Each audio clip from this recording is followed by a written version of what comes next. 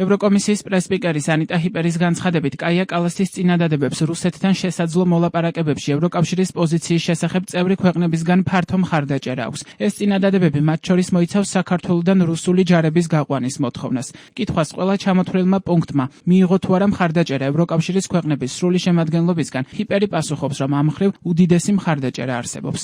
რუსეთი არის აგრესორის სახელმწიფო და პასუხი უნდა აგოს. ჩვენ გვსურს მშვიდობა, რომელიც იქნება სამართლიანი და ხანგრძლივი, რადგან ჩვენ ვნახეთ, რამდენჯერ დაარღვია რუსეთმა ყველა პოტენციური შეთანხმება. საგარეო საქმეთა მინისტრების განსახილველი შინაარსი ეფუძნებოდა დოკუმენტს, რომელიც წარმოადგინეთ ჯერ კიდევ თებერვალში. ეს დოკუმენტი განიხილავდა იმ დათმობებს, რომელსაც რუსეთისგან ვითხოვთ, რადგან ძალიან ხშირად ვხედავთ, რომ ყურადღება იფანტება და ზეწოლა უკრაინაზე ხდება მაშინ, როცა ზეწოლა სწორედ რუსეთზე უნდა განხორციელდეს. მაგრამ როგორც ბაზისი ჩვენ გვაქვს უპირობო ცეცხლის შეწყვეტა.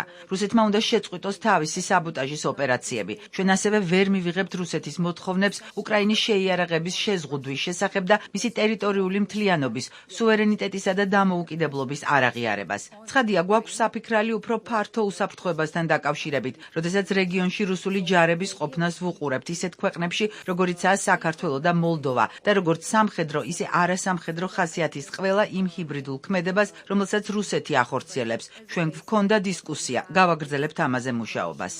ჯერ კიდევ მიმდინარე წლის თებერვალში ევროკავშირის უმაღლესმა წარმომადგენელმა საგარეო და უსაფრთხოების საკითხებში კაია კალასმა წევრ სახელმწიფოებს შესთავაზა სადისკუსიო დოკუმენტი. დოკუმენტის თანახმად, რუსეთის მიმართ ევროკავშირის ერთ-ერთი ულტიმატუმი ითვალისწინებს ბელარუსში ბირთვული იარაღის არარსებობას და რუსეთის სამხედრო ყოფნისა და განლაგების აკრძალვას ბელარუსში, უკრაინაში, მოლდოვის რესპუბლიკაში, საქართველოსა და სომხეთში. რუსეთთან მოლაპარაკებებში ევროკავშირის პოტენციური პოზიცია ამ დოკუმენტის საფუძველზე გუშინ ევროკავშირის საგარეო საქმეთა მინისტრების არაფორმალურ შეხვედრაზეც განიხილეს.